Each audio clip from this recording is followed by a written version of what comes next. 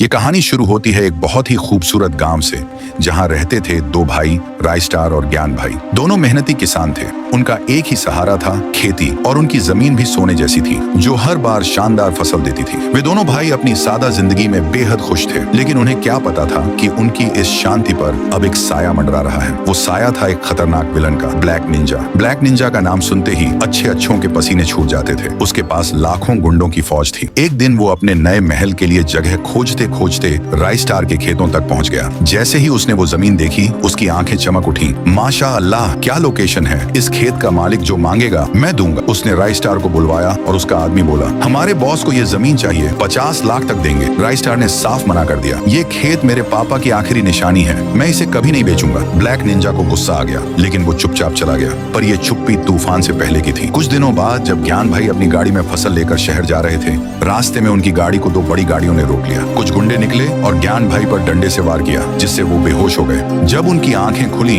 तो सामने था ब्लैक निंजा। ब्लैक निंजा बोला, अपने भाई को बुला जल्दी। ज्ञान भाई ने राय स्टार को कॉल किया, भाई जल्दी आ, ब्लैक निंजा ने मुझे बंधक बना लिया है। राय स्टार ने बाइक निकाली और बिना वक्त गंवाए निकल पड़ा। उधर ब्लैक निंजा हंसते हुए बोला, क्या भाई है तेरा, तुझे मारने के लिए खुद को खतरे में डाल रहा है। ज्ञान भाई मुस्कुराए, तू उसे जानता नहीं, मौत को तूने अपने पास बुला लिया है। तभी एक जोरदार आवाज आई, हट जा उसके पास से। राय स्टार की जबरदस्त एंट्री हुई। उसने कहा, तेरा ज्यादा हो गया बेटा, अब तुझे सबक सिखाना ही पड़ेगा। ब्लैक निंजा बोला, उस दिन तो तू बच गया, आज नहीं बचेगा। राय स्टार बोला, भागने की जरूरत तुझे है, मुझे नहीं। ज्ञान भाई बोले, अब अगर लड़ाई शुरू करनी है तो शुरू करो यार। और फिर शुरू हुई एक ताबड़तोड़ लड़ाई। चारों तरफ धुआं, गाड़ियों का शोर, गुनगुनाहटें, मारधाड़, सब तबाही का मंजर बन गया। जैसे ही धुआं छंटा, नीचे जमीन पर गिरा हुआ था ब्लैक निंजा, और राय स्टार और ज्ञान भाई पूरे एटीट्यूड में बैठकर उसे घूर रहे थे।